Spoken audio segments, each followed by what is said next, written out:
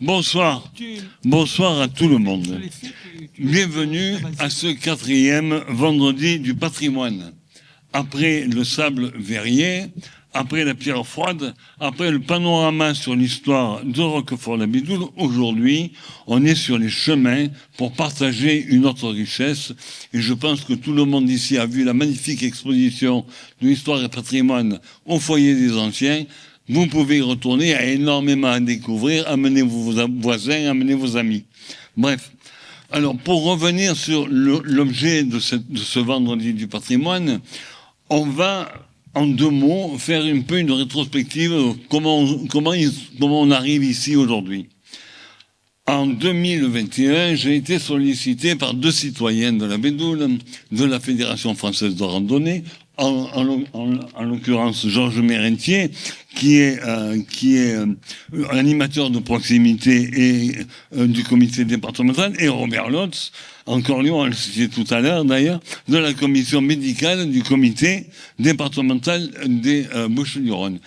À la suite de quoi, au conseil municipal du 15 décembre 2021, nous votons une demande de subvention pour un partenariat avec le département, notamment avec Maille Provence, qui est le comité départemental du tourisme, afin qu'une étude soit réalisée pour valoriser nos richesses propres. L'étude a été rendue en 2022 et les rencontres se sont succédées. On a quasiment 3-4 ans de travail intense d'ailleurs. Les rencontres se sont succédées avec le comité départemental de randonnée représenté ici par son vice-président Gérard Dra, l'Office national des forêts, le département et le comité départemental de tourisme Maille-Provence.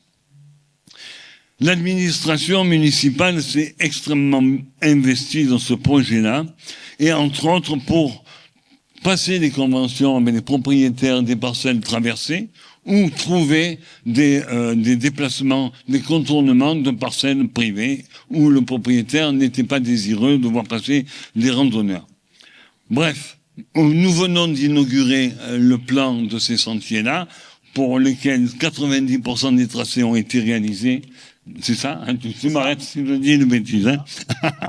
Et sur la carte que l'on a exposée sur l'espace public, vous avez un QR code qui vous permettra de partir dans les forêts, dans les montagnes avec le plan.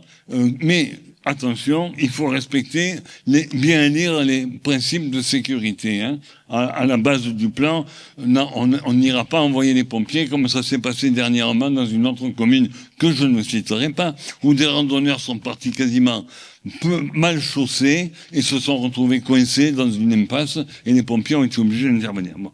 Donc ce QR code renvoie, mais ce n'est pas suffisant. Il faut que vous ayez une carte, des chaussures, des gourdes, etc., etc. Bref. L'aventure va se poursuivre, c'est pas fini, là, on démarre quelque chose. Après 30 ans, mais Gérard en parlera mieux que moi, après 30 ans où ça a été un petit peu oublié, ces sentiers-là, l'aventure continue, et notamment, elle continue. Ça fait partie de l'aventure aussi, ça, hein. L'aventure continue, elle va continuer notamment avec l'association bédoulène Les Randonneurs Provençaux qui vont contribuer à la poursuite de la valorisation de ce travail qu'on a entamé. Bon, je vais laisser la parole, enfin, à Gérard Dra, qui est vice-président du comité départemental, et à Georges Mérentier, qui est animateur de proximité et guide local. Merci. Merci Philippe.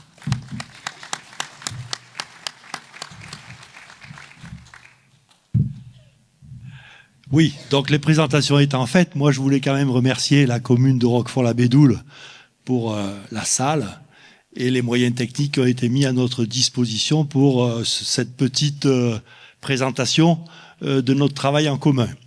On va vous présenter l'origine du schéma de sentier de la commune. Oui, donc comme l'a expliqué Philippe, je vous ferai quelques rappels d'anecdotes qui tournent autour du schéma de sentier.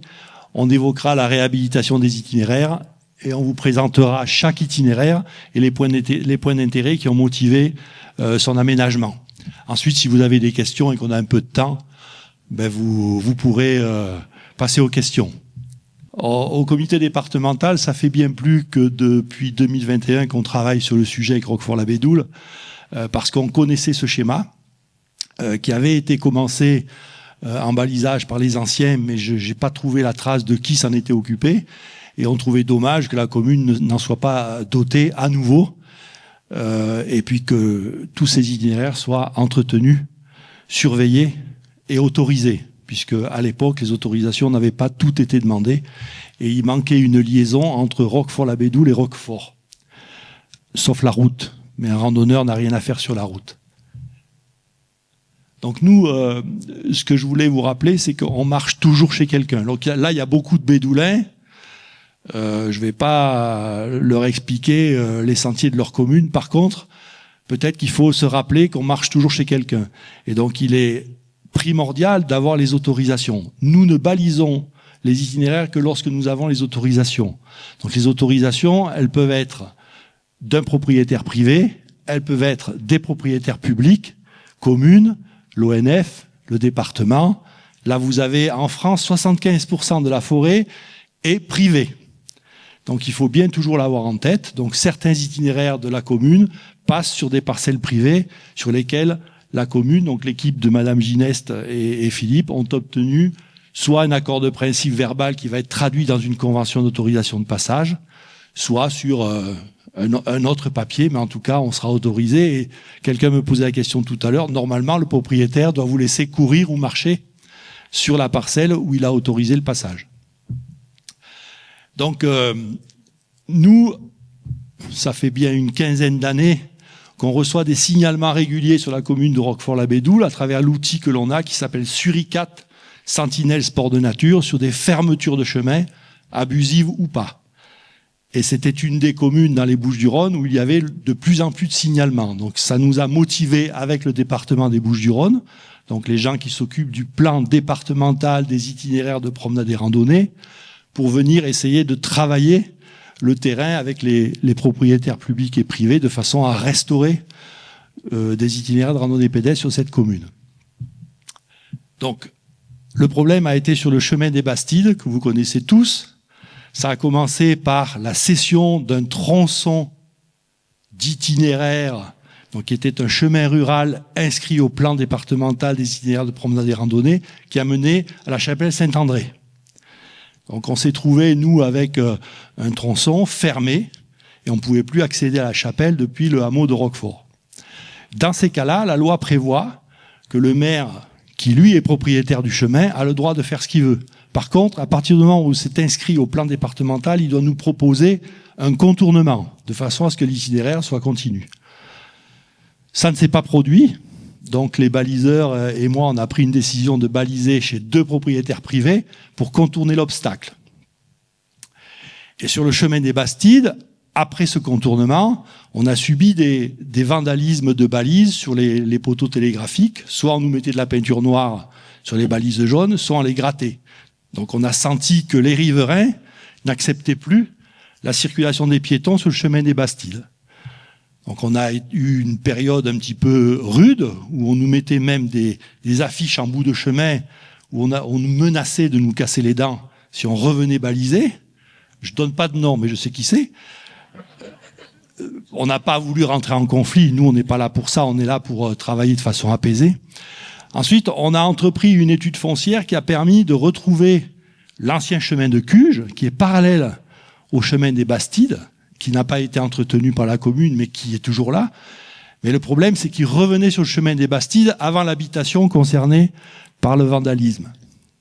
Donc on a été négocié avec le propriétaire du château de Roquefort, qui nous a gentiment autorisé à passer chez lui.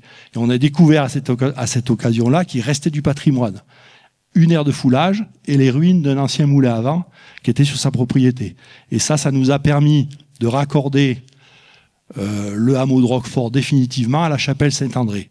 Aujourd'hui, ce propriétaire, il a clôturé pour des raisons agricoles, alors qu'un chemin rural, propriété privée de la commune, traversait sa parcelle et ressortait en aval de son portail. Donc il a mis gentiment 2 portillons, je pense qu'il l'a fait en accord avec la commune. Donc on peut traverser la clôture, mais on chemine en pied de route pour retrouver le chemin très agréable qui passe chez lui le long du moulin. Par contre, il a clôturé largement, et au niveau de l'oratoire, avant de monter sur la chapelle Saint-André, tout le monde l'a vu, plus personne ne peut monter sur le hameau du Vieux-Roquefort et le château. Donc tout ça, on va essayer de rediscuter pour voir si on peut trouver une solution et éviter que les gens viennent couper les grillages, comme c'est le cas en ce moment. Il est allé porter plainte en gendarmerie pour éviter encore qu'on ait des problèmes dans ce coin-là. C'est un secteur chaud de Roquefort-la-Bédoule, le carrefour de l'oratoire et du four à chaud, c'est un secteur chaud. Mais on y travaille. Pour l'instant, on peut circuler. On avait aussi sur le chemin des Bastilles un autre problème, c'est que le hameau de Roquefort se trouvait isolé de Roquefort-la-Bédoule. Donc là, grâce au travail qu'a fait Louis Chancrin, qui appartient au groupement d'intérêt associatif Garlaban, Carpiane, Sainte-Baume, il a fait une étude foncière. On a trouvé un chemin en passant par le vallon du Souvarel où il y avait une propriété privée. Madame Gineste et Philippe Bertrandot ont contacté le propriétaire. On a obtenu l'autorisation de passage, ce qui fait qu'on a pu raccorder Roquefort-la-Bédoule à Roquefort et à la chapelle Saint-André et à Grand-Connet, et plus loin, vous le verrez tout à l'heure. Ce qui fait qu'on avait fait un grand pas en avant. Donc, toujours des autorisations de passage et d'entretien. Ce qu'il faut que vous sachiez, c'est que malheureusement, ça n'est pas une servitude, ça n'est rien du tout, en fait. C'est un papier de politesse. Dès le lendemain, le propriétaire peut nous interdire de passer. Si quelqu'un laisse des déchets, si quelqu'un ramasse des raisins, comme j'ai entendu le dire, sur les vignes, ou se comporte de façon un petit peu anormale. Voilà. Donc le vandalisme, j'en ai parlé. Tu peux aller, Georges, un peu plus loin.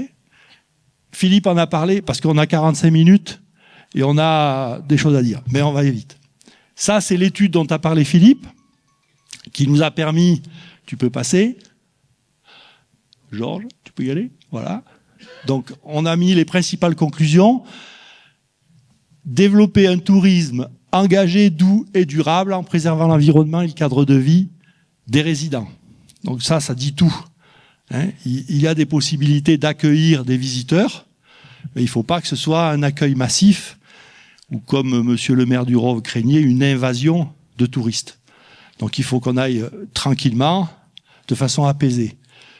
Donc l'offre nature et la marche à pied étaient un potentiel à renforcer en 2022, bien sûr, parce qu'on n'avait presque rien sur Roquefort-la-Bédoule. Donc on s'est servi de ça pour travailler avec le département des Bouches-du-Rhône, puis découvrir la nature à travers une itinérance sportive. Ça, c'est pour ceux qui viennent et qui peuvent séjourner dans la commune, soit dans un gîte, soit dans un... Vous n'avez pas d'hôtel, vous n'en avez plus, donc dans des chambres à louer. Donc ça fait une activité économique supplémentaire. Vas-y, tu peux. Alors, quelques rappels. Donc, on a du coup monté des comités techniques communaux où tout le monde était invité, normalement. On a tenu quelques réunions. On a étudié donc la réhabilitation du premier schéma que je vous ai montré de façon à faire une étude foncière, demander les autorisations correspondantes, regarder les impacts sur la biodiversité et se lancer dans un programme d'aménagement. L'inventaire des points d'intérêt, il a été fait par Georges et l'association Bédoulaine pour le patrimoine, qui nous a permis de concrétiser des boucles. Ensuite, voilà l'étude foncière, demande d'autorisation, et ensuite on a validé un schéma que vous avez vu qui est provisoire. Il va évidemment évoluer en fonction des autorisations qu'on peut obtenir, des points d'intérêt supplémentaires qu'on peut trouver ou de la demande des citoyens de Roquefort d'aller visiter tel ou tel endroit. Les coureurs à pied voudraient bien aller sur les Rouvières. Une fois que tout ça est fait, nous, on est 240 baliseurs dans les Bouches-du-Rhône. On a monté des équipes qui sont venues faire le petit entretien des itinéraires, donc des assises, petit débroussaillage, remise en place de pierres, remontage de murets et le balisage, suivant les couleurs que vous allez voir tout à l'heure. À la suite de ça, il faut promouvoir les itinéraires. Donc cette mission a été confiée à l'association Les Randonneurs Provençaux de Roquefort-la-Bédoule, qui va rédiger le pas à pas, qui va expliquer aux visiteurs, parce que les Bédoulins ils connaissent, comment ils se déplacent dans l'espace naturel. Et on en a parlé tout à l'heure, il devrait y avoir un QR code qui renvoie à la fiche patrimoniale de l'itinéraire. Tu peux y aller, Georges ? Voilà, donc ça c'est le schéma que vous avez vu. Il est la réhabilitation de l'ancien. On n'a rien réinventé, hormis la liaison Roquefort-la-Bédoule-Roquefort, qui est en jaune. Le reste, c'est la traduction de ce qui existait. Et je vous l'ai dit, on a trouvé d'ailleurs des vieilles traces de balisage lorsqu'on a aménagé. Donc vous avez là un joli schéma de sentier qui comporte quand même un petit problème, c'est la liaison à travers l'autoroute entre la partie est et la partie ouest des itinéraires, pour laquelle on cherche des solutions en essayant de pas trop marcher sur la route. Donc ça, c'est des choses qui vont évoluer. On espère. Donc voilà, donc vous avez la carte, vous avez l'ensemble des itinéraires de couleurs séparés, parce que pour être visible sur la carte, il fallait choisir des couleurs différentes, qui ne sont pas les couleurs de balisage. Donc de la réglementation, Philippe en a parlé, vous la connaissez tous, 1er juin, 30 septembre, on fait attention au feu. Les différentes couleurs de balisage, GR, promenade et randonnée, boucle locale, vous les verrez tout à l'heure. Le QR code pour les sentiers, pour la fiche descriptive que rédigera l'association des randonneurs provençaux. Qu'est-ce que je vous... vas-y, passe. Je vous ai mis 2-3 photos d'un échantillon des équipes de balisage qui sont intervenus sur le site de Roquefort-la-Bédoule. Vous voyez qu'on a 2 trailers. Le lièvre et la tortue reconnaissent les petits t-shirts, j'espère. Voilà, qui ont fait la publicité pour Roquefort-la-Bédoule. Voilà, tu peux y aller. Donc, nous, quand on parle d'aménagement et de réhabilitation des itinéraires, on fait d'abord des reconnaissances sur le terrain pour évaluer à peu près la charge de travail. On entreprend le petit entretien, le nettoyage des assises, je vous l'ai dit, le balisage peinture. Ensuite viendra la signalisation de direction qu'on va appeler la mise en valeur des itinéraires, qui sera coordonnée avec le département des Bouches-du-Rhône. Ça va être ce type de panneau. Et ensuite, la promotion et l'édition numérique, on espère via l'application de la FF Randonnée qui s'appelle Marando, qui va permettre à un visiteur, je suis là, qu'est-ce que je peux faire en randonnée pédestre autour? Et vont ressortir les itinéraires de Roquefort-la-Bédoule avec les liens dont on a parlé à travers le QR code patrimonial et le QR code technique.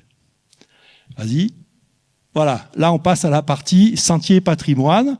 Chaque boucle, on va vous la présenter sur une carte et Georges va vous l'illustrer, pour ceux qui ne connaissent pas, à travers les points d'intérêt. La carte générale, voilà, oui. Je te laisse. Non, mais là, la carte générale, donc on avait fait il y a 3 ans. On avait fait il y a 3 ans un peu un récapitulatif de tout ce qui était patrimoine. Alors aujourd'hui, le président de l'histoire et patrimoine de Roquefort-la-Bédoule a amélioré ça et maintenant il va y avoir une carte qui va être plus exhaustive. Hein, voilà.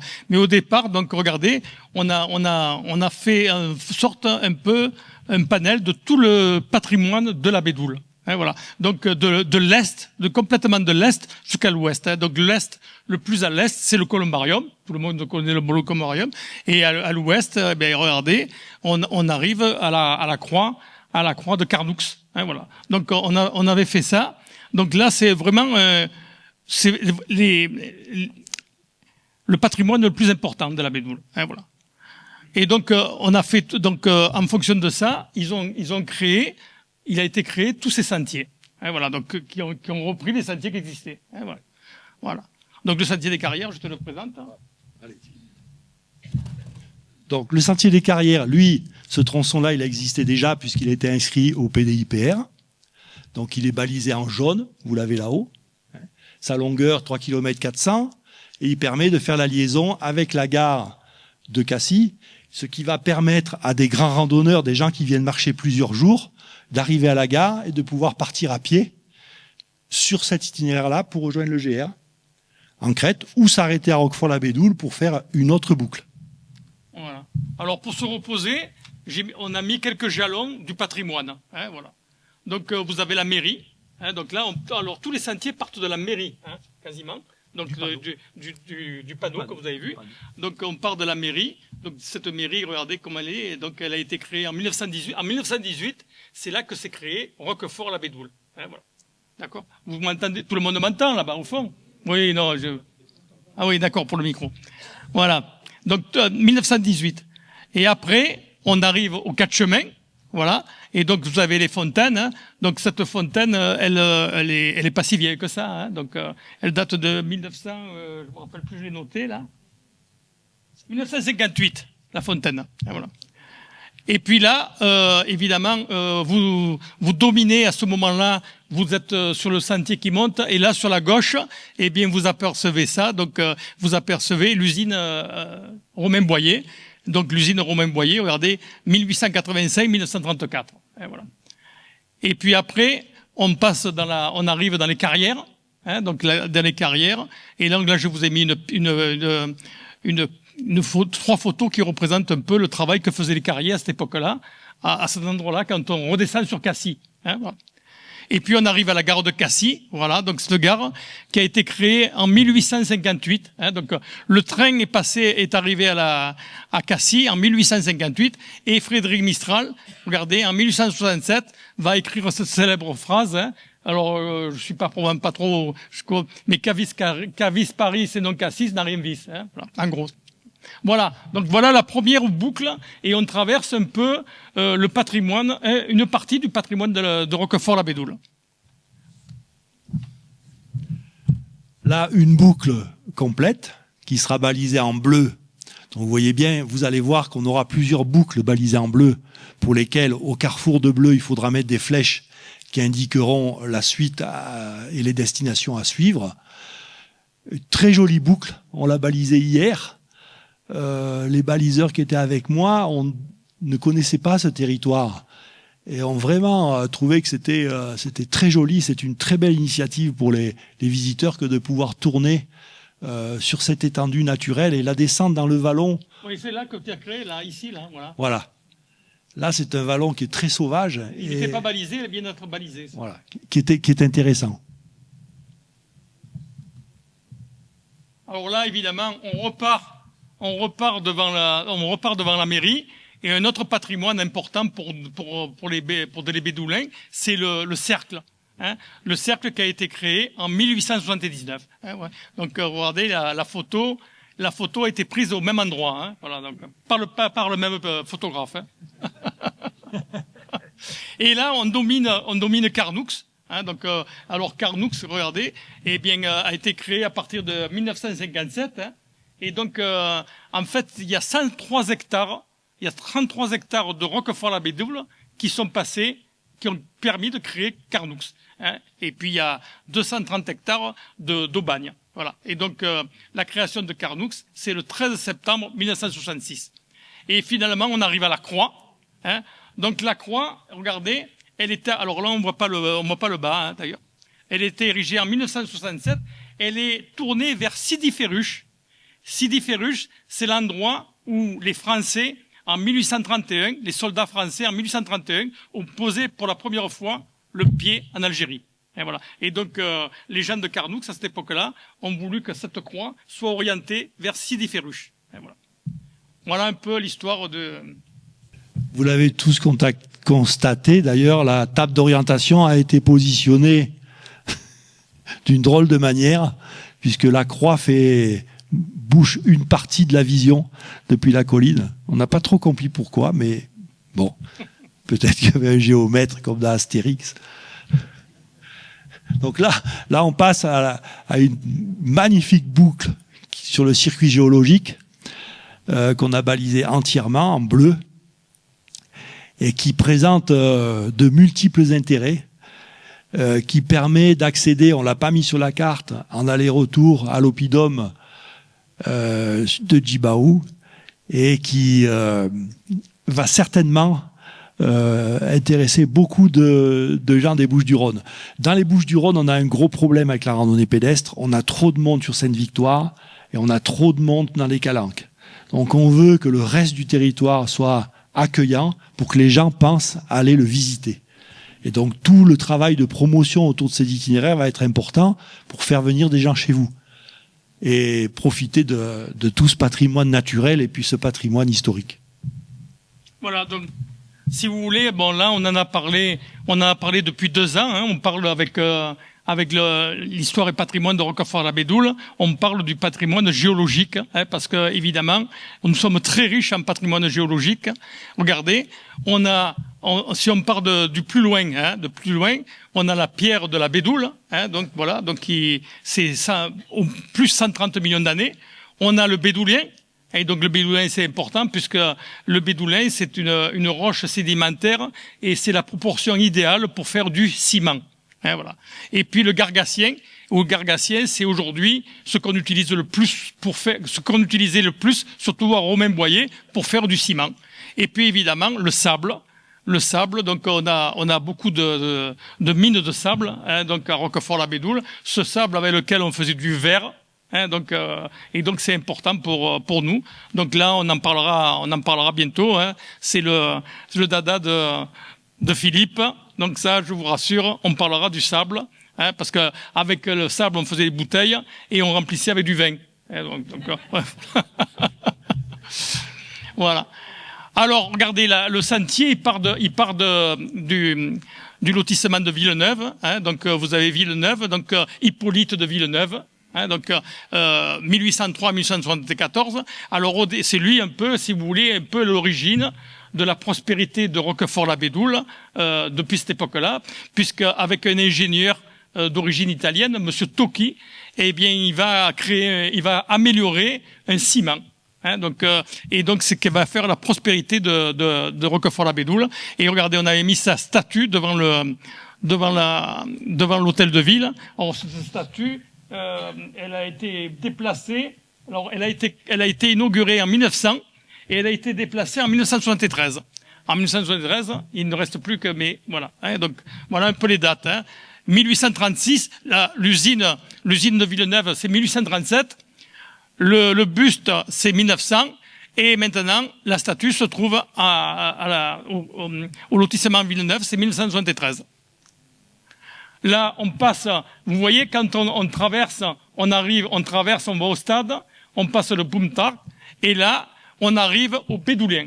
Si vous voulez, le Bédoulin, c'est là où il y a le blocos, voilà. Ça, c'est encore le Bédoulin. Et quand on va traverser la route, et qu'on va vers au fond, eh bien, ça, c'est plus du Bédoulin, c'est du gargassien. Et voilà. Donc, voilà. Et donc, ça, c'est important, puisque vous voyez, l'usine Romain-Boyer, il y a pas la même proportion, c'est pour ça qu'ils allaient chercher le calcaire un peu au nord. Voilà. Et puis, donc là, le sable, évidemment. Donc, regardez, le sable, ici, si vous voulez, au sud de Cassis, il y avait ceux qui ont fait un peu de géologie, au sud de Cassis, il y avait un massif qui faisait presque 3000 mètres de hauteur. Et donc les rivières aujourd'hui les rivières et les fleuves coulent vers le sud. L'Uvonne, tout ça, coule vers le sud. À l'époque, ça coulait vers le nord. Et ce qui a fait ces apports de sédiments et de sable silicieux. Et donc, ce qui a fait la richesse de Roquefort-la-Bédoule. Et si vous descendez, quand vous venez de la maison de retraite de la Source, là, que vous prenez ce grand champ, que vous descendez, eh bien, il y a il y a évidemment des carrières, il y a un affleurement de sable. On le voit très bien. Et puis, évidemment, là aussi, ça a fait la richesse de la Bédoule. Regardez, donc la pierre froide, donc entre 132 et 121 millions d'années. Donc là, c'est une pierre exceptionnelle, parce que aujourd'hui, on appelle la pierre de Cassis, mais il faut savoir que l'origine de la pierre de Cassis, c'est à Roquefort-la-Bédoule. Et il y a des carriers de Roquefort-la-Bédoule qui sont partis à Cassis après. Et Cassis, ils ont pris le nom de ça, a pris le Cassis. C'est comme les calanques. On appelle ça les calanques de Cassis. En fait, il y a qu'une calanque. Les autres, c'est de Marseille. Voilà. Et bien, la pierre froide, c'est pareil. C'est la pierre froide à la Bédoule, mais Cassis, ils ont su se vendre. Voilà. Donc voilà un peu, oui. Voilà. Vas-y, passe. Vas-y. Une autre boucle qui va nous amener, pour ceux qui veulent pas trop marcher, à la source de Ratatienne, qu'ils feront en aller-retour. Et c'est une boucle qui ressemble un petit peu au circuit géologique avec l'extension vers la source. Une petite modification qu'on a faite dernièrement sur le point côté 344. En fait, on traverse la forêt au lieu de suivre la piste. Là, à cet endroit-là. Là. Là ? Non. Nous Un peu après le blocos, on monte à travers là. Hein, c'est plus agréable pour les randonneurs. Je te laisse finir. Voilà, donc là on part par la source. Évidemment, on a les blocos. Hein, donc les blocos, on en a beaucoup. Hein. Ça fait partie maintenant un peu du patrimoine. Hein, donc parce qu'ils ont 80 plus que de 80 ans. Donc à chaque point cardinaux de la ville de Roquefort-la-Bédoule, il y a des blocos. Hein, voilà. Donc qui ont été créés à partir de novembre 42, quand les Allemands sont venus dans le sud de la France. Et donc là, il y en a un très beau. Bon, il y en a de très beaux de partout. On arrive à la ferme de Ratataigne. Et donc sur le plateau, donc la ferme de Ratataigne, d'abord l'aire de battage. Hein. Alors Claude Contry, où elle est Claude? Non, Claude Contry, là, je sais pas. Elle est pas là. Et donc c'est elle qui restaure la ferme, l'aire de battage, et qui restaure aussi la ferme de Ratataigne. Hein. Alors la ferme de Ratataigne, mais tout le monde connaît là, c'est en descendant vers la source de Ratataigne, hein, sur la gauche. Voilà. Alors on ne sait pas trop la date, mais on pense que c'est XVIIe siècle. Et on arrive à la source de Ratataigne. Hein, voilà. Alors là, pour faire cette photo, j'y suis allé plusieurs fois. Hein. J'ai attendu qu'il pleuve et je suis vite parti faire la photo. Oui, la dame dont il parle, elle fait appel à des bonnes volontés pour l'aider. Les photos sont pas représentatives. Actuellement, elle est débroussaillée, la ferme. Et elle voudrait avoir un peu de main-d'œuvre pour remonter le mur qui protège l'aire de battage.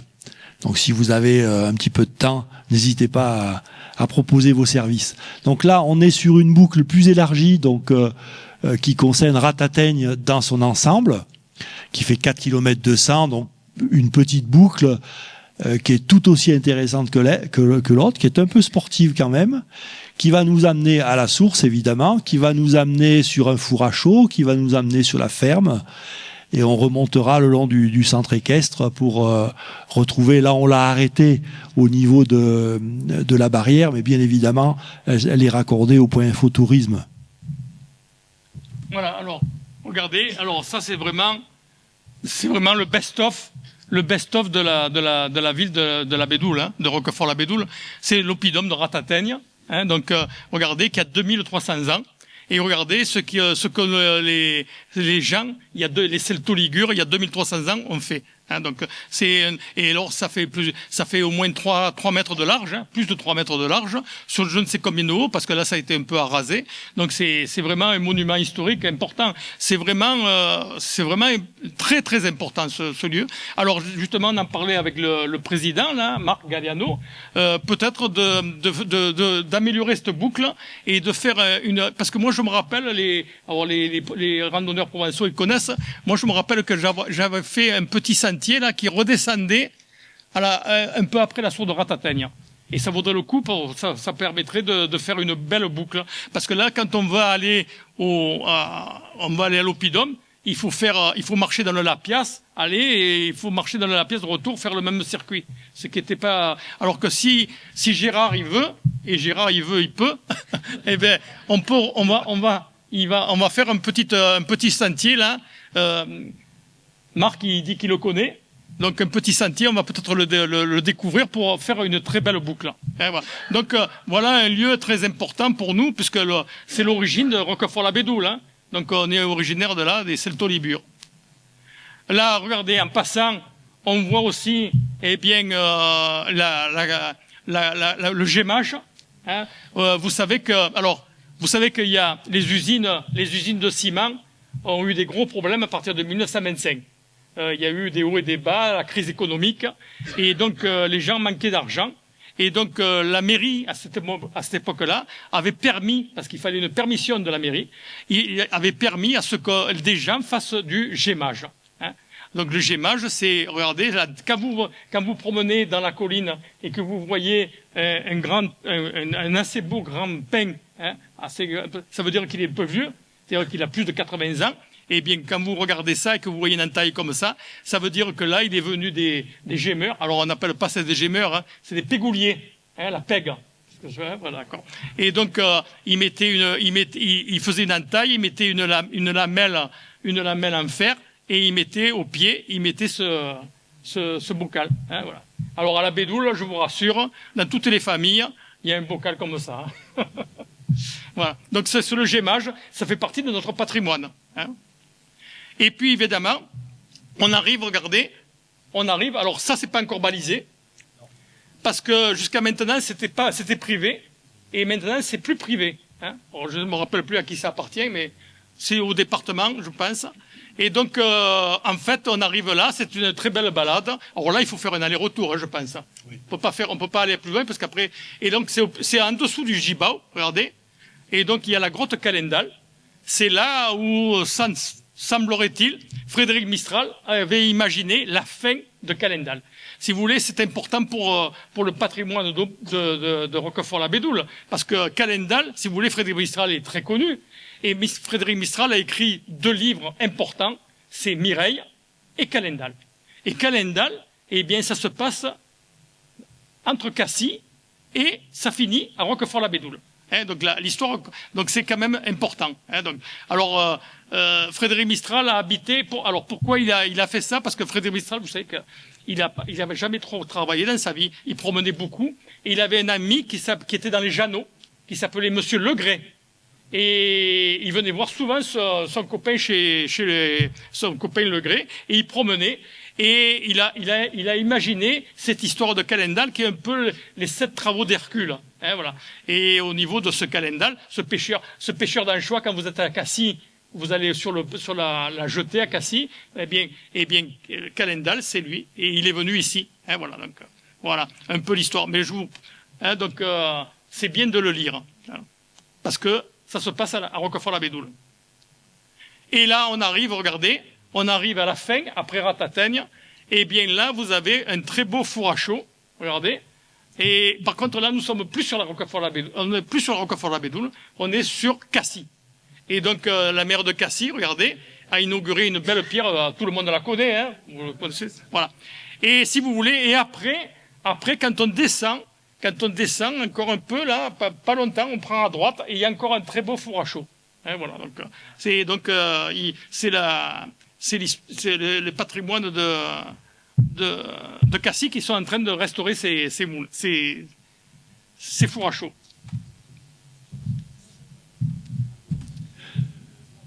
Passer par l'oppidum et descendre sur le petit chemin dont tu as parlé, c'est bien parce qu'on passera en forêt communale.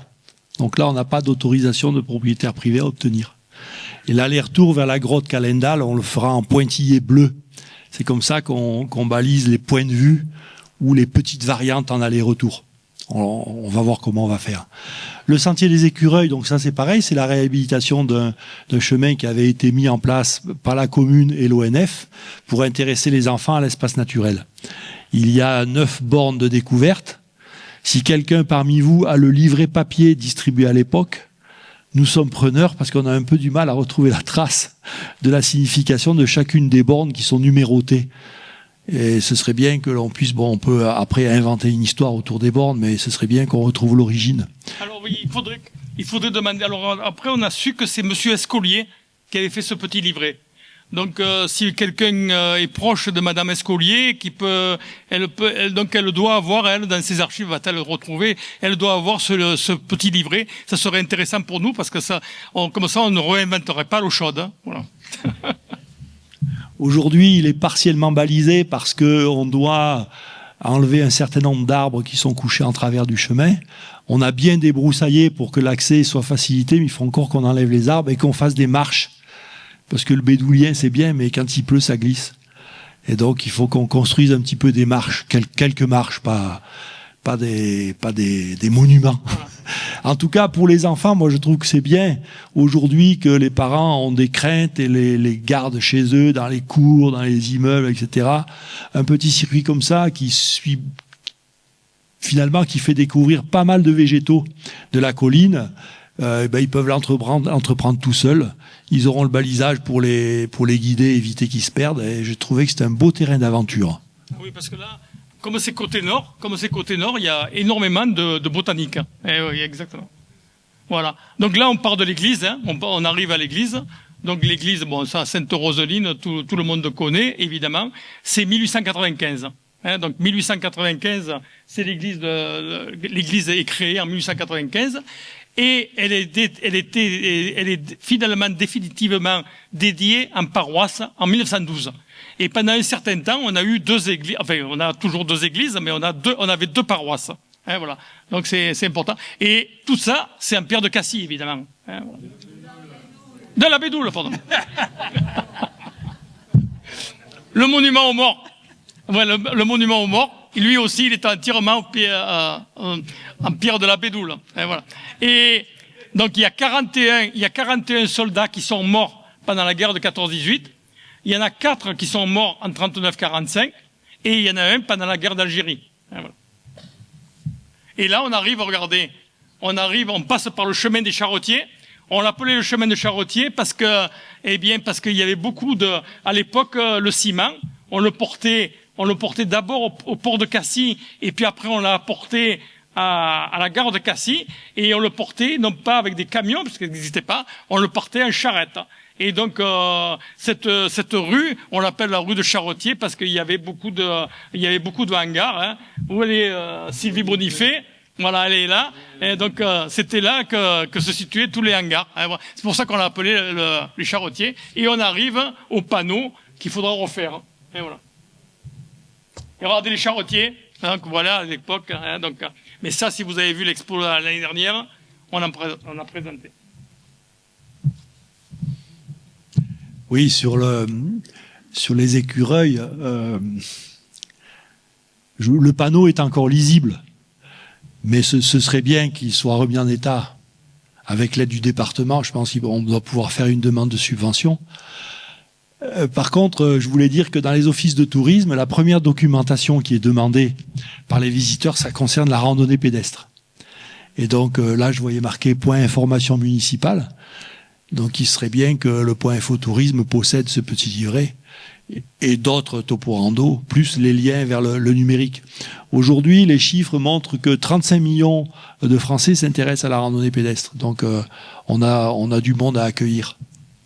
Donc le sentier du Souvarel, c'est celui dont je vous ai parlé, qui, grâce à l'autorisation d'un propriétaire privé, nous a permis de relier Roquefort-la-Bédoule au hameau de Roquefort, tout en conservant la petite liaison vers le parking qui passe sur l'église de Roquefort et qui est balisée en bleu. La difficulté pour le visiteur, c'est que la suite est balisée en jaune. Jaune, c'est parce qu'elle est inscrite au plan départemental des itinéraires de promenade et randonnée. Donc c'est un tronçon d'itinéraire qui est protégé par le département. Oui, jusqu'ici c'est bleu, et à partir d'ici c'est jaune. Voilà. Et là on part, regardez, on part toujours pareil, de l'office du tourisme, et la première chose qu'on voit, c'est le moulin, qui en fait, on appelle ça le moulin, mais c'est pas un moulin, hein, c'est une noria. Hein, donc si vous voulez, regardez, le 12 août, on manquait d'eau. À Roquefort-la-Bédoule, on manquait d'eau. Hein. On avait une vieille source, vieille, on avait des puits, mais on commençait à avoir un surplus de population grâce aux cimenteries, mais on commençait à manquer d'eau. Et donc, on a fait ce moulin avec des ailes, regardez, des ailes en bois, voilà, qui tournaient et qui faisaient remonter l'eau. Hein, voilà. Et après, donc, ce moulin, en 1907, on a enlevé les ailes et on a fait l'électricité. Il y avait un moteur électrique qui permettait de faire remonter l'eau. Donc 1877, création du moulin, et 1907, électrification du moulin. Voilà. Donc vous voyez, donc l'eau a été un problème à Roquefort-la-Bédoule. Et on arrive, regardez, à l'abattoir. Hein, donc les abattoirs qui ont été créés en 1914. Hein. Donc c'est rare quand même qu'une commune, une petite commune comme ça, moi je ne connais pas de petite commune où il y a un abattoir. C'est le seul endroit. Pourquoi? Parce qu'il y avait beaucoup de transhumance aussi. Hein. Donc les gens s'arrêtaient. Et puis il y avait aussi beaucoup de chevaux. Hein, voilà. Donc l'abattoir, c'est 1914. Après, on arrive à la cave coopérative. Donc ça, c'est important. Hein, regardez. Donc qui a été créée là. Alors il n'y a pas la date. 1964, je crois. Hein, c'est 64. La cave. Ouais, hein, voilà. Et ouais, José, ta première bouteille de vin, tu l'as achetée en 64, c'est ça? Voilà, donc avec les cuvées, regardez le Grand Rouvière, le Mistral et Bini.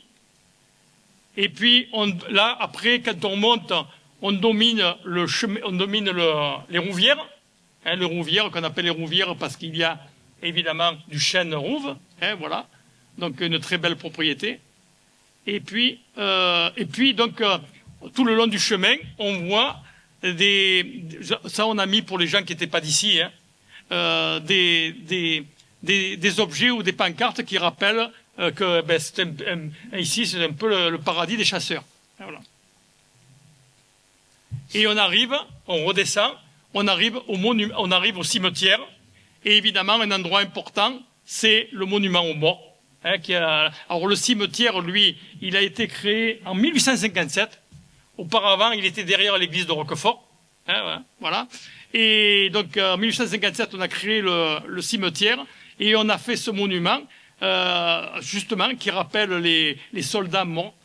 Et surtout, les 4 Italiens, hein, donc les 4 Italiens résistants qui sont morts en 39-45. Ouais. Et donc, aujourd'hui, toutes les 4 chemins portent le nom de chaque de ces personnes-là. Hein, voilà. Et le boulevard qui va au centre-ville de Roquefort, si on peut dire ça, c'est le boulevard des Alliés. Et l'avenue qui passe devant, c'est l'avenue de l'armée d'Afrique, parce qu'ils sont passés par là. Hein, voilà. Et puis on a la place du souvenir français, voilà. Et donc un autre patrimoine. Alors là, il va y en avoir beaucoup. Ça c'est la balade qu'on parlait tout à l'heure. Ça, c'est la randonnée phare de la commune, la chapelle Saint-André-de-Julan, sur laquelle on a déjà évoqué tous les problèmes qu'on a rencontrés. Donc vous voyez qu'aujourd'hui, le chemin quitte le chemin des Bastides pour passer dans la propriété du château et nous permettre de voir l'aire de foulage et les ruines du moulin. Et ensuite, on revient vers l'oratoire et le four à chaud en contournant le chemin rural qui a été cédé au dernier propriétaire du chemin des Bastides. La montée est un peu dégradée en ce moment. On envisage de mettre en place un chantier avec une association qui s'appelle, le nom m'échappe, qui gère les services civiques des quartiers prioritaires de la ville, qui s'appelle Unicité. C'est des jeunes qui sont un peu en difficulté, qui savent pas trop où ils vont, mais par contre ils sont volontaires.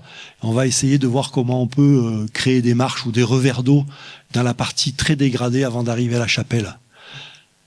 Et donc ça, c'est pas tout à fait une boucle, mais c'est un tronçon qui est balisé jaune parce qu'il est inscrit au plan départemental, mais qui permet, en composant avec d'autres tronçons, de faire une boucle beaucoup plus large que les petites boucles qu'on a vues jusqu'à maintenant. Bon, alors là, c'est vrai que là, il y aurait beaucoup à dire, parce que évidemment, tout ça, là, c'est une propriété privée. Et voilà. Et donc, tout a été fermé parce que ce chemin-là, il est magnifique. Hein. Donc, tous les Bédoulins l'ont connu pendant très longtemps. Hein. Moi, je faisais jamais ce chemin. Hein. Je l'ai fait une fois, et après, je l'ai plus fait. Hein. Je faisais ce chemin-là qui est magnifique. Hein. Bon, là, c'est fermé. On a espoir que peut-être, un jour ou l'autre, grâce à Gérard qui va... Il n'y a pas que moi. Voilà. Et on va essayer peut-être de pouvoir repasser, parce que c'est dommage, parce que ne pas aller au château de Roquefort, c'est quand même notre patrimoine le plus important. Voilà. Alors attends. Oui. J'expliquais tout à l'heure à certains que au département, ils ont la volonté d'acheter de l'espace naturel. Ils ont des moyens financiers pour ça. Si le propriétaire du château acceptait de vendre un morceau qui permettrait d'agrandir le domaine de Font-Blanche, je pense qu'on aurait une oreille attentive du conseil départemental pour l'achat de cette propriété. Après, c'est toujours pareil, il faut se mettre d'accord sur le prix au mètre carré. Voilà. Donc l'origine, regardez, l'origine de Roquefort, c'est là, hein, donc c'est ici. Alors Roquefortis, hein, donc le château, il a été créé au XIe siècle. Hein, donc c'est quand même ces pierres-là ont une certaine valeur. Hein. Au XIe siècle, c'est pas rien, et il est encore en assez bon état. Hein, voilà. Et il faisait partie de la baronnie d'Aubagne. Vous savez que il y avait Aubagne, mais il y avait donc Roquefort, il y avait les Julans. Lujan n'était pas rattaché à Roquefort. Il y avait Font-Blanche, il y avait Cuges, il y avait Céreste, il y avait Cassis. Cassis était beaucoup plus petit que Roquefort et que les Julians. Hein, voilà. Et donc ce château mérite. Là, il y avait une chapelle. Regardez, vous voyez, en dessous du château, il y avait l'église, l'église du XIe siècle. Donc c'est tout ça. Et bien aujourd'hui, on peut plus y aller. C'est ça le problème. Hein. Voilà. Donc c'est vrai que là, il faudrait pouvoir continuer. Je pense que le propriétaire pourrait éventuellement au moins nous permettre de passer par là. Voilà. Donc c'est quand même un endroit important. Hein. Voilà. Donc ce château a été entier jusqu'en 1630. En 1630, eh bien, Richelieu, vous savez qu'il y a eu la Fronde, hein, donc Richelieu qui craignait une deuxième Fronde avait demandé à ce qu'on rase tous les remparts et tous les châteaux. Comme ça après, il pouvait plus y avoir de Fronde contre le roi. Regardez si c'est magnifique. Hein. Regardez ce qu'ont fait ces gens-là il y a 1000 ans. Donc vous voyez, donc aujourd'hui, ça vaut quand même moi, il me semble hein, qu'aujourd'hui, ça mériterait d'être protégé et d'être mis en valeur, ça. Parce que c'est quand même, regardez comment ils ont fait. Moi, je me demande toujours comment ils ont fait. Hein, là, pour s'accrocher. Moi, j'y mettrais même pas mon cercueil vide, là. Hein. Voilà. Regardez comment ils ont fait. Regardez si c'est magnifique, ça. Hein. Donc ça mériterait quand même et puis ça, on voit que d'un côté, mais de l'autre côté, c'est pareil, hein. Voilà, c'est magnifique. Hein. Et là, on arrive donc en bas là, donc au restaurant Belle Respire. Hein, donc et là, vous avez donc une statue. Regardez, elle était là, la statue à l'époque, et avec Léonce de Villeneuve. Alors Léonce de Villeneuve, c'est le fils d'Hippolyte. Hein, Hippolyte de Villeneuve, et donc lui, il a été le président des syndicats agricoles des Alpes de Haute-Provence. Voilà, c'est donc le restaurant. Là aussi, il y avait 2 restaurants. Il y avait Belle Respire et en face il y avait Bon Air. Hein. Ouais. On a eu des cartes postales. Hein. Et là, on arrive au hameau de Roquefort. Hein, voilà, donc vous voyez, donc alors le hameau de Roquefort, si vous voulez. Le Rocafortis a été détruit en 1600, mais les gens ont continué à habiter dans le château. D'ailleurs, ce chemin nous permettrait d'aller voir ce village dans lequel il y avait aussi une église. Et ce village, les gens, il y avait plus de problèmes d'insécurité. Les gens, il fallait qu'ils aillent travailler en plaine. Ils ont demandé à Monseigneur de Belzunce de pouvoir investir un endroit qui s'appelait le Jas rompu. Et donc en 1734, le Monseigneur de Belzunce a donné l'autorisation aux Roquefortains de venir habiter ici. Voilà, donc c'est ici. Donc ça a été créé. Il a été créé l'église et il a été créé une salle du conseil, une première mairie. Hein, voilà. Donc l'église de Roquefort, le village de Roquefort, tel qu'on le voit aujourd'hui, c'est 1734. Et, voilà. Et puis là, vous avez, regardez. Cette place s'appelle la place de la Victoire.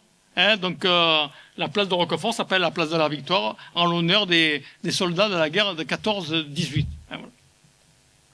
Et là, on voit aussi le château de Roquefort. Alors aujourd'hui, le château de Roquefort qu'on appelle tous le château du Marquis, mais aujourd'hui c'est le propriétaire, c'est Monsieur Menet. Hein, voilà. Alors si vous voulez, en 1569, le Roquefort est la propriété de Debossé. Et il va la vendre cette propriété. Il va la vendre au général de Gardanne. Hein, et le général de Gardanne, eh bien, sa fille va se marier avec Hippolyte de Villeneuve.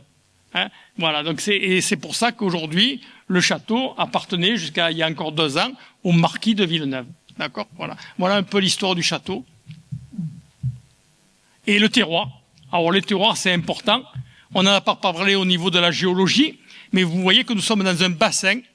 Et donc depuis 2 millions d'années, eh bien les massifs se sont délités et ont créé eh bien ce substrat qui est très riche, qui est un mélange de calcaire, de marne et donc qui permet d'avoir un vin hein? La silice. Voilà, et la silice, ouais, voilà. qui permet, oui, n'oublions pas le sable, hein. Qui permet d'avoir du très bon vin, hein, voilà. Donc le terroir, c'est un patrimoine aussi, hein. Et alors, regardez, on a trois domaines importants. On a Barbano, le château de Roquefort et le domaine de Fontvieille. Et voilà. Et une fois qu'on a passé le marquis, on arrive sur ce plat là, et là on voit en premier l'aire de battage, enfin l'aire, hein, voilà. Donc moi je l'ai cherché l'autre jour, les randonneurs provençaux m'ont montré vraiment où elle était, hein Muriel? Et puis là, regardez, on voit le moulin. Donc le moulin, alors on ne sait pas trop la date. Alors il y a un monsieur là, il n'est pas là aujourd'hui, Salvini, qui est un peu notre archéologue, il a dit comme ça qu'en bas, là, il voyait un liant, et avec ce liant, on pouvait peut-être dater le moulin. Parce que quand on regarde le cadastre napoléonien, on ne voit pas de moulin à cet endroit-là. On est étonné, on ne voit pas. Donc, alors ce moulin a été transformé après, plus tard, en pigeonnier, hein. Mais aussi, ça fait partie du patrimoine. Alors, on ne sait pas aussi à qui il appartenait. Alors aujourd'hui, il est sur le domaine du château de Roquefort, hein, voilà. Mais on pense qu'il n'était pas sur les Julans. Et est-ce qu'il était, bon, on ne sait pas exactement le propriétaire. Mais bon, c'est quand même un beau monument. Et puis finalement, on arrive au four à chaud, hein, donc en bas, là, hein, donc dans la descente. Hein. Après avoir fait ce contournement, on arrive au four à chaud. Donc depuis 1850, il y a de nombreuses fabriques de chaux, voilà. Et puis finalement, on arrive à l'oratoire, le pilon, hein, parce qu'il n'y avait pas au Bastide, il n'y avait pas de maison. Hein. Quand on regarde le cadastre napoléonien et le cadastre de Cassini, la carte de Cassini, il n'y avait pas de maison, regardez, il n'y avait que ça. Le pilon, qui leur permettait de monter à la chapelle Saint-André. Donc la chapelle Saint-André qui s'appelait, voilà, la chapelle Saint-André, qui s'appelait donc la chapelle de Notre-Dame de la Sécheresse. Parce que alors c'est pour ça on fait un petit amalgame, si vous voulez, cette chapelle donc qui est là, hein, cette chapelle, ça on l'appelle la chapelle Saint-André. Parce que dedans, il y avait des reliques de Saint-André. Mais en fait, c'est Notre-Dame de la Sécheresse. Et ces reliques-là, une fois que la chapelle a été abandonnée, on les a descendues et on les a mis dans la chapelle du Château des Julans. Et là, dans la chapelle du Château des Julans s'appelle la chapelle Saint-André. Hein, voilà. Donc aujourd'hui, on l'appelle la chapelle. Il y a deux chapelles Saint-André à Roquefort-la-Bédoule. Et donc cette chapelle, regardez, date du XIIe siècle. Elle a été restaurée. Alors elle a été restaurée dans un premier temps par des Bédoulins. Je sais pas, il y en a quelques-uns là, peut-être. Il y en a deux ou trois, non? Je sais pas. Voilà. Hein, donc ils ont restauré. Puis après c'est la mairie qui s'en est occupée. C'est le département qui l'a restauré. Et il y a un monsieur, regardez. Donc ce monsieur, tout le monde le connaît, hein, Escolier, c'est lui qui a créé ce chemin pour monter directement à la chapelle. Voilà, c'est un endroit important pour nous aussi. Voilà, regardez les remparts. Alors cela, si vous voulez, là il y avait un castrum. Il y avait un castrum. Et donc la chapelle, si vous voulez, le mur de la chapelle, c'est le rempart le rempart sud du castrum, hein, voilà. Et donc regardez ça a encore 1000 ans.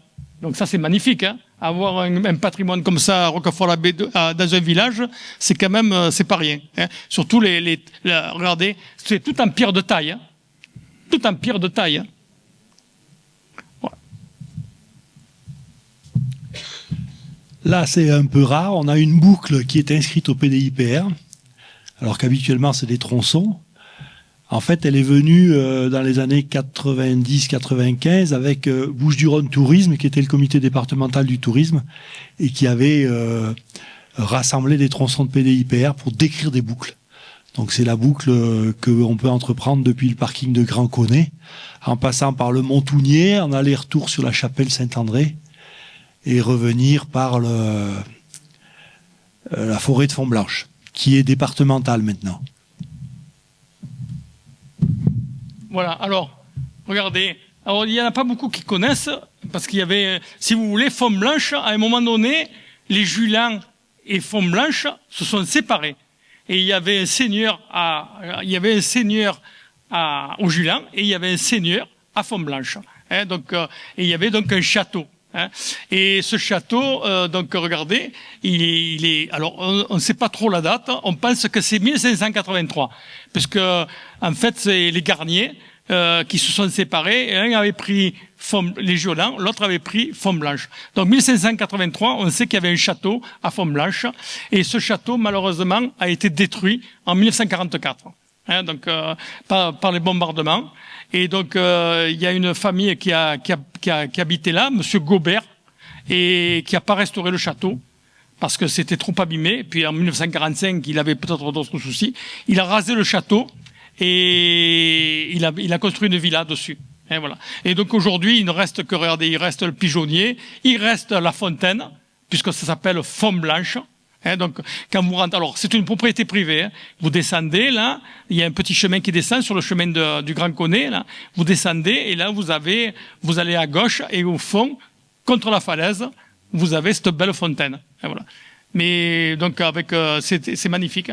Et là, regardez, en 1780, il s'est passé un fait qui a été important dans la région. Vous savez qu'ici on avait ce bandit de grand chemin, hein, Gaspard de Besse, qui est venu au château de Fontblanche et qui a fait donc l'admiration de toutes ces dames parce qu'il y avait une grande fête, hein, et il a volé tous les bijoux des dames, mais bon, personne ne s'est plaint, hein, voilà.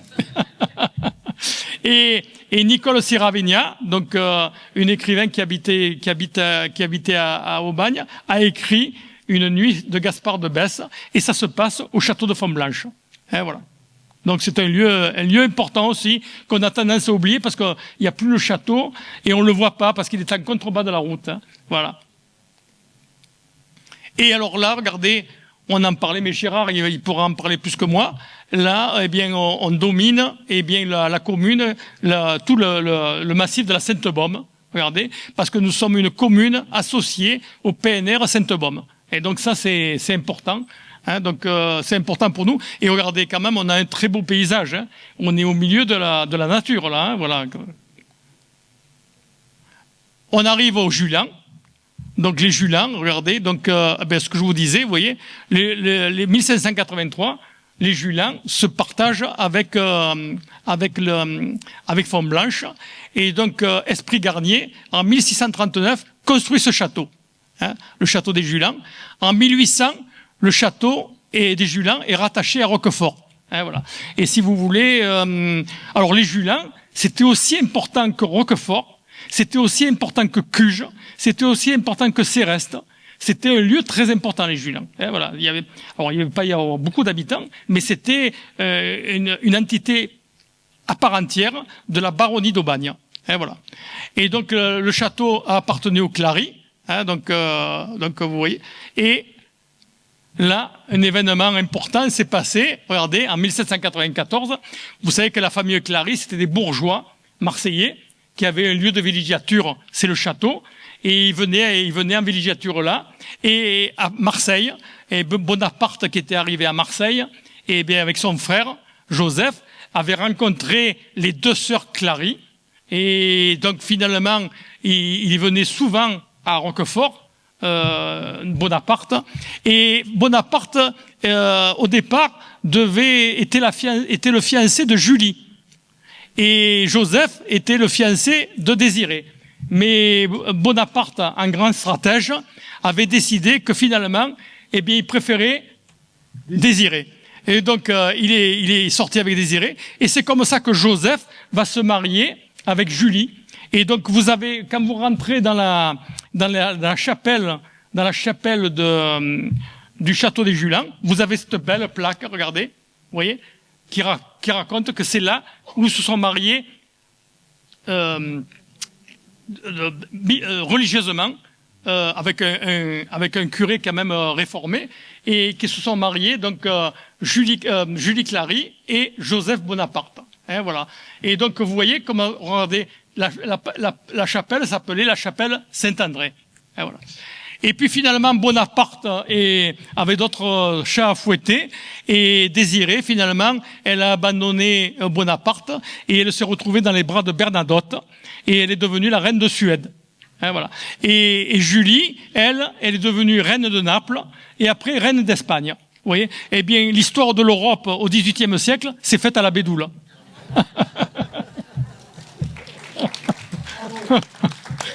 Et ouais. Et ouais, bon, on a peur de rien ici. Hein. Et alors, regardez, ce qu'on parle, c'est aussi le DFCI. Hein, DFCI, donc ça, c'est nos sentiers, nos grands sentiers, qui sont faits pour la défense contre des feux, des forêts contre l'incendie. Hein, voilà. Et donc, je vous ai mis la borne. Regardez, ça veut dire Grand Connet. Là. Eh bien, il ne faut pas franchir. Et évidemment, c'est interdit. Ça aussi, il faut le dire, parce que les gens ont tendance à l'oublier. En France entière, dans la France entière, tous les massifs forestiers sont interdits à tous les véhicules à moteur. Ça, c'est. Hein, alors, dans les Alpes, il y a des gens qui. Mais en France entière, c'est tout interdit. Alors, moi, j'ai vu une fois quelqu'un qui s'est fait attraper au cabanon du Marquis avec l'ONF, pour vous dire qu'il s'en rappelle encore. Hein. Parce que il avait appelé les gendarmes sont venus, confiscation. Oui, là, quand ils attrapent, ils en attrapent rarement, mais quand ils attrapent quelqu'un, ça fait mal. Voilà, donc c'est pour vous dire que c'est important aussi. Et puis, quand vous arrivez un peu plus loin, alors là, le chemin, il redescend, et vous y passez pas, mais on n'est pas loin, vous avez le cabanon du Marquis. Regardez. Et le cabanon du Marquis, eh bien, c'était le télégraphe Chappe. Hein? Donc vous savez qu'en 1780, je crois que c'est en 1792-13, les frères Chappe avaient inventé un procédé, parce qu'à l'époque il n'y avait pas d'électricité, il n'y avait rien, un procédé pour transmettre des messages très rapidement. Donc ils avaient fait tous les 12 kilomètres. Alors ce qui a permis ça, c'est les longues vues qui ont été vraiment améliorées. Et donc tous les 12 kilomètres, il y avait un endroit comme ça, qu'il fallait avoir l'autre côté, et il y avait un bras comme ça. Alors il y avait un monsieur à Paris qui avait un livre, il avait un livre avec plein de signes, hein, en fonction de ce qu'il voulait dire, et il y en avait un autre à Toulon qui avait le même livre. Mais entre les deux, les gens ils maniaient ça, mais ils savaient pas ce que ça voulait dire. C'est-à-dire qu'ils regardaient la jumelle à la longue vue, ils regardaient l'autre télégraphe, ils voyaient que l'autre télégraphe était comme ça, eux, ils reproduisaient pareil, et celui d'après, ils reproduisaient pareil. Ils savaient qu'ils savaient pas ce que ça voulait dire, mais le dernier, à Toulon, lui, il savait. Et voilà. Alors, le problème, c'est que ça comme vous l'imaginez, ça n'était pas utilisé la nuit. Hein. Et ni par temps de brouillard. Parce qu'à Paris, il y a souvent du brouillard. Donc, ils s'arrêtaient, puis quand il y avait plus de brouillard, ils faisaient... Voilà. Voilà. Mais c'est un endroit important aussi. C'est un endroit important parce que, regardez, c'est sur la ligne, hein. La ligne, donc là, vous n'avez pas, vous voyez, Roquefort, c'était un des derniers. Il y en a un qui a été restauré à Ouyoul. Il y a aussi le massif du télégraphe là-haut dessus, hein. Donc, là, il n'y a plus rien. Donc, mais c'est quand même des lieux importants. C'est un peu la mémoire, hein. Voilà. La Vigie. Oui, la Vigie, donc un itinéraire en boucle qui permet d'avoir une très belle vue sur les versants sud puis les versants nord de la crête, mais qui comporte un petit souci parce que le parking qu'on avait envisagé est devenu stationnement interdit. Donc on cherche une solution pour rejoindre le point côté 331 ici, depuis le village, en passant dans des propriétés privées ici au-dessus, et retrouver un bout de départemental pour retrouver le centre-ville. Tu vas y arriver, Gérard. On n'a rien trouvé qui traversait sous l'autoroute. On espérait trouver un passage d'eau de pluie ou ou autre, mais on n'a rien trouvé. Donc pour l'instant, oui, on va y arriver. On va y arriver. C'est une boucle pour les visiteurs qui est intéressante parce qu'elle offre des panoramas tels que les photos que Georges a montrées sur la Sainte-Baume, sur le Var, sur la mer Méditerranée, sur l'Étoile. C'est vraiment très très intéressant. Là, je ne l'ai pas mis, mais regardez, vous avez un endroit important, mais il n'est pas sur la commune, mais l'entrée sur la commune, plus ou moins, c'est le gouffre du Rhin. Hein, donc ça, tous les spéléos connaissent le gouffre du Rhin. Alors on arrive, regardez, quand on passe par-dessous, on arrive aux citernes. Hein, donc l'eau est arrivée à Roquefort-la-Bédoule. Donc l'eau, il y avait que l'eau de Fontvieille et Fontneuve, hein, et les puits. Et l'eau, finalement, il y avait de l'eau, la Durance est arrivée grâce au canal de Provence, est arrivée à Marseille en 1849. Et en 1870, elle est arrivée à Aubagne, puis après, elle est arrivée à la gare de Cassis. Pourquoi la gare de Cassis? Parce qu'il y avait des cimenteries. Hein, voilà, donc c'est arrivé. Mais avant que ça monte à la Bédoule, il a fallu un moment. Hein. Donc ce n'est qu'en 1936 que le hameau de la Bédoule a été irrigué avec l'eau de la Durance. Et ce n'est qu'en 1949 que l'eau est arrivée à Roquefort. Donc c'est pas si vieux que ça. Hein. Là, vous avez la Vigie. Ben voilà, regardez, comme pour la défense. Donc ça s'appelle un impluvium. Alors ça se fait plus, ça, hein. Je crois que ça se fait plus. C'était quand vous marchez dans la colline et que vous voyez un endroit qui est goudronné, c'est pour récupérer l'eau de pluie. Donc maintenant, par contre, on met des citernes comme ça. Vous avez le cabanon des gardes. Donc ça, tout le monde le connaît, hein, c'est la balade la plus facile. Et là, regardez ce que je vous disais. Et c'est cette balade qu'on fait quand on longe ce chemin qui va du Grand Connet à Bellefille. C'est magnifique. Hein, voilà. Et donc là, déjà, Gérard, il va en parler. Voilà. Oui. Alors, le GR51, on a la chance d'avoir une partie de son cheminement qui se fait sur Roquefort-la-Bédoule. Ça, c'est pour les plus grands randonneurs qui voudraient entreprendre des grandes distances, ce qui apporte un intérêt supplémentaire à la randonnée. Donc, je vous ai mis, il fait 449 km et il relie Marseille à Menton. Et on a en projet de créer un arc européen qui serait un itinéraire européen qui partirait du Portugal et qui irait jusqu'en Italie, qui suivrait le GR51. Vous pouvez regarder ça sur... Ah ben bien sûr qu'il passerait par la Bédoule, puisque c'est à la Bédoule que l'Europe a commencé. Donc il n'y a aucune raison. Vous pouvez aller sur le site de la Fédération européenne de la randonnée pédestre pour voir l'état d'avancement du GR51. Donc chez nous, il est arrêté à Marseille parce que monsieur le maire du Rove, l'ancien, ne voulait pas qu'entre l'Estac et chez lui on passe. Bon, malheureusement, il est décédé. On va travailler avec la nouvelle municipalité pour essayer de le raccorder et de l'amener au moins jusqu'à Arles. Il rentre ? Au GR98, vous avez aussi la chance qu'il y ait un morceau qui passe par le Montounier et qui ensuite retrouve le GR51, qui fait 59 km de Marseille à Plandops, mais en fait c'est une branche qui permet de raccorder le GR9 qui lui fait le Jura, donc la commune de Saint-Amour dans le Jura, et qui relie Port-Grimaud. Mais on ne voulait pas mettre Marseille de côté.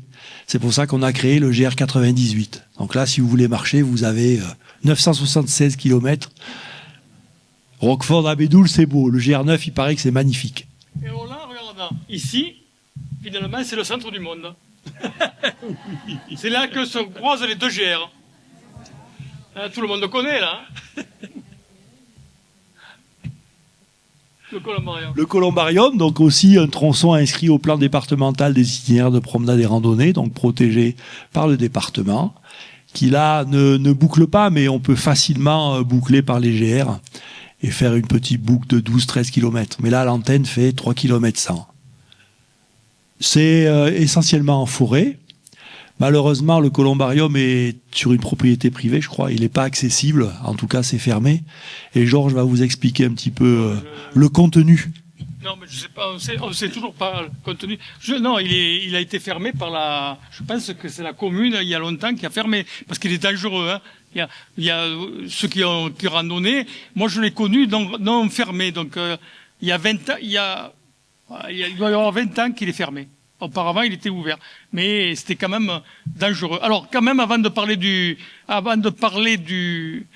columbarium, je vais vous parler de la forêt de Font-Blanche, qui est aussi un endroit très important. C'est une forêt modèle. Et donc, on y a installé, regardez. Alors là, donc Pierre-Yves, il pourra en parler mieux que moi.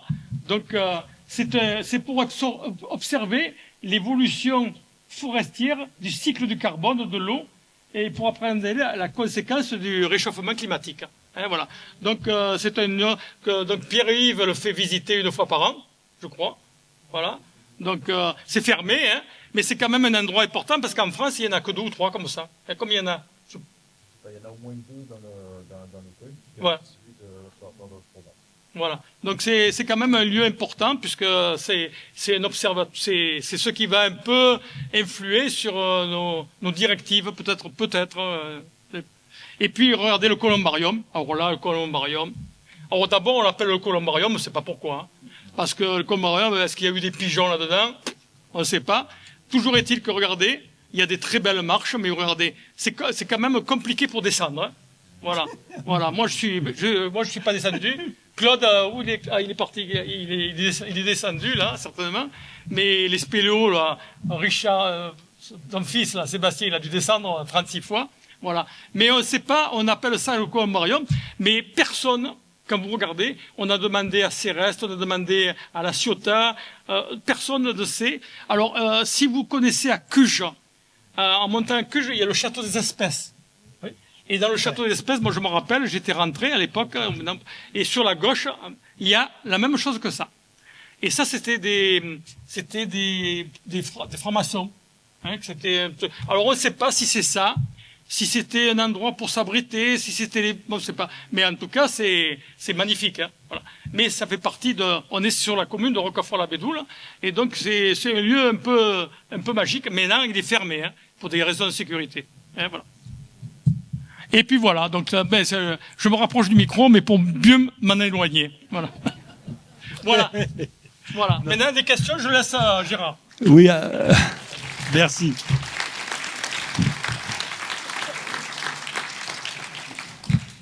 Merci.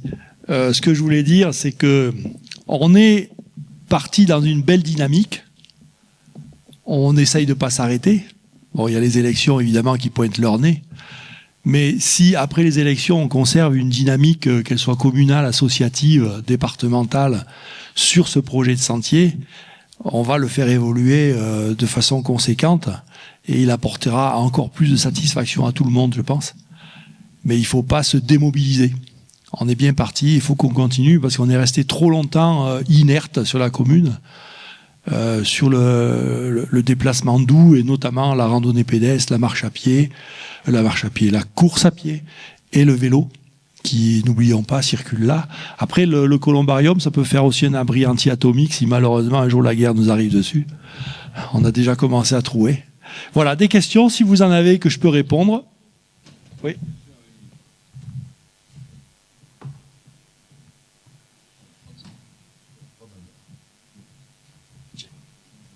Merci. Après, n'oubliez pas qu'on a prévu l'apéritif, je crois, Philippe. C'est ça? Vous n'avez pas oublié, c'est bon.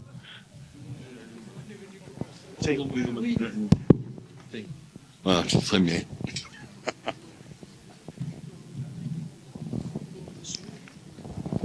Oui, je voulais savoir, tous les sentiers que vous avez montrés là actuellement, est-ce qu'ils sont tous balisés ou pas encore?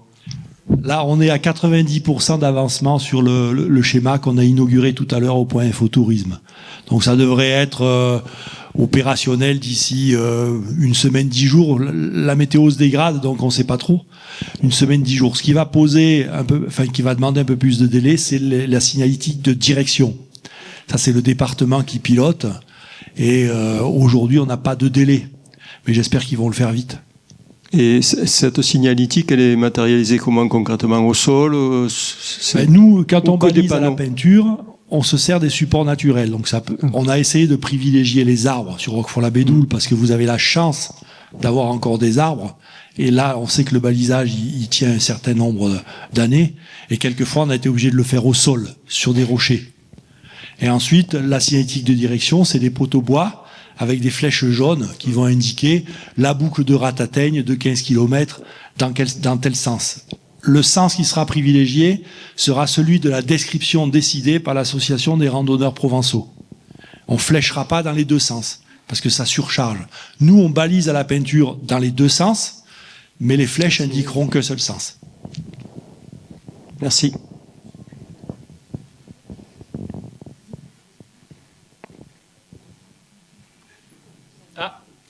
Question là-bas.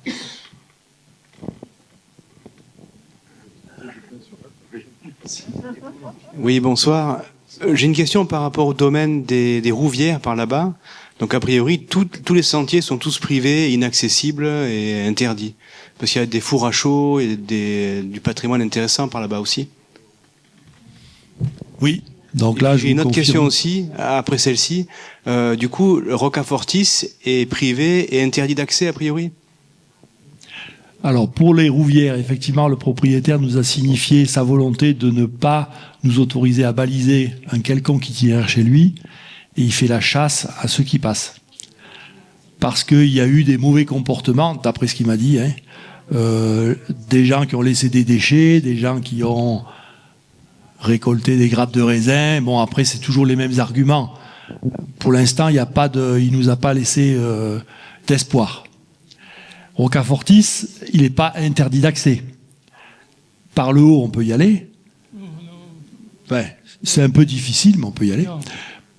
Mais par contre, l'accès par le bas est fermé aujourd'hui parce qu'il est en propriété privée et c'est Oui, c'est fermé en haut aussi. En haut aussi. Ah ben alors, oui, en haut, je ne savais pas. Donc c'est fermé partout. Et il faut qu'on essaye de négocier avec le propriétaire ou avec le département s'il peut racheter des parcelles qui comprendraient ce patrimoine bâti. Donc effectivement, là, on va en parler.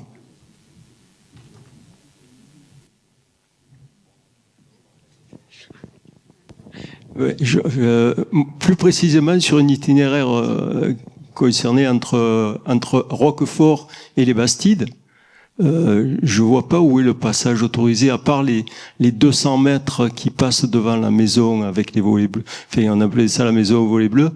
La petite Bastide qui a été rénovée, où il y a un portillon d'entrée et de sortie qui fait 200 mètres et on revient sur la route. C'est ça le passage ou... Non. Oui, c'est ça. Oui. De portillon, oui, c'est le passage qui... Oui, on revient sur la route pour aller au sur le Bastide. chemin des Bastides. Oui. Non, on revient pas sur la route. On prend le chemin rural de l'époque, il filait tout droit vers le nouveau portail. Vous vous rappelez, il y avait des barres en bois. Oui. On sortait là. Le problème du propriétaire, c'est que là, lui voulait mettre son portail plus haut. Donc il a négocié vraisemblablement avec la mairie pour que nous rentrions par le portillon en bas, à côté de la maison des volets bleus, qu'on ressorte, mais on marche en bas de la route. On n'est pas sur la route. Nous, on a balisé en bas, comment on appelle ça, le délaissé de la route. Entre la route et le grillage, alors. Entre le pied de talus de la route et le grillage. Ouais, c'est pas très agréable, je suis d'accord. D'accord. Mais nous, on n'a pas participé aux négociations, on a été obligé de le faire comme ça. On était déjà content de trouver des portillons, parce que quand il a commencé à clôturer, on a commencé à dire, ça y est, on va avoir un conflit, parce qu'il va pas nous laisser passer. Il a mis des portillons, mais c'est vrai que c'est pas satisfaisant. Il faudrait qu'il mette un comme ça aussi au pied de la chapelle, de la montée de la chapelle. Oui. Ça serait bien. Oui, ça peut être une possibilité. Mais ce qu'il faut, c'est utiliser le pied de talus. Bon, c'est vrai que les automobilistes sont pas très sérieux, nous balancent des déchets. Donc nous, on a fait une première collecte. On a essayé de déraciner un maximum de lauriétain, qu'est-ce qui poussait, du romarin. Il devait y avoir de la salse pareille là. Mais il faut l'utiliser pour que le piétinement fasse que la végétation reste en retrait. Mais on continuera nous à l'entretenir l'année prochaine. Mais c'est vrai que c'est pas terrible. C'est un passage... nous, on préférait sortir chez lui, remonter sur le portail Eh oui. et traverser. C'est beaucoup plus joli, comme c'était avant. D'autant que le portail reste tout le temps ouvert. Hein. Oui, une question concernant l'accès à la petite Sainte-Baume. Est-ce que l'accès est possible seulement depuis Aubagne, du coup? Ou est-ce qu'il est toujours sur le terrain privé Non, le propriétaire, il veut plus personne dans les gorges de la petite Sainte-Baume, ni par Aubagne, ni par les Rouvières. Tout est à lui, là. Donc moi, par exemple, moi je suis de Cuges-les-Pins, j'ai oublié de le dire tout à l'heure, je suis pas Bédoulet, malheureusement. On n'est pas au centre du monde. Nous, on est dans un trou au milieu d'un lac. Et donc, notre club, une fois, on a voulu le prendre par Gémenos. Il nous attendait en haut, il nous a fait faire demi-tour. Parce qu'il est pas, en plus, il est pas agréable. Hein. Il est vraiment un peu dur. On a dit 75%, et ces 75% des massifs forestiers en France sont privés. Tout le passage en haut sur le Douar, ça appartient pas au même propriétaire. Hein. Le bas appartient à Léon, pour dire le nom, mais le haut, ça appartient à Bellon. C'est le domaine de Monsieur Bellon. C'est pas le même propriétaire. Lui, a priori, il a jamais fait. J'ai jamais vu quelqu'un de chez lui qui nous interdisait de passer. Quoi. Mais c'est vrai qu'il faut contourner pour éviter le fameux passage piégeux, où il faut éviter les tirs de fusil.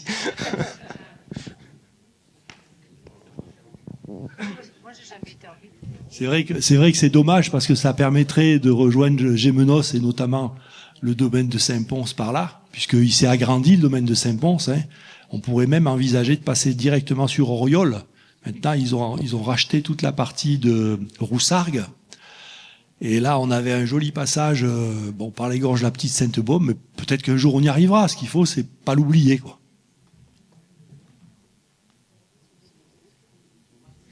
Est-ce qu'il y a encore des questions ou est-ce qu'on passe directement à l'apéritif pour continuer les échanges? En tout cas, moi, je vous recommande d'aller voir l'exposition sur le patrimoine si vous le connaissez pas, parce qu'elle est vraiment riche et moi, je me suis régalé à lire tous les panneaux parce qu'il y a un gros travail des bénévoles qui a été fait derrière que je mesure et il faut leur rendre hommage pour ça. En tout cas, si vous n'avez plus de questions.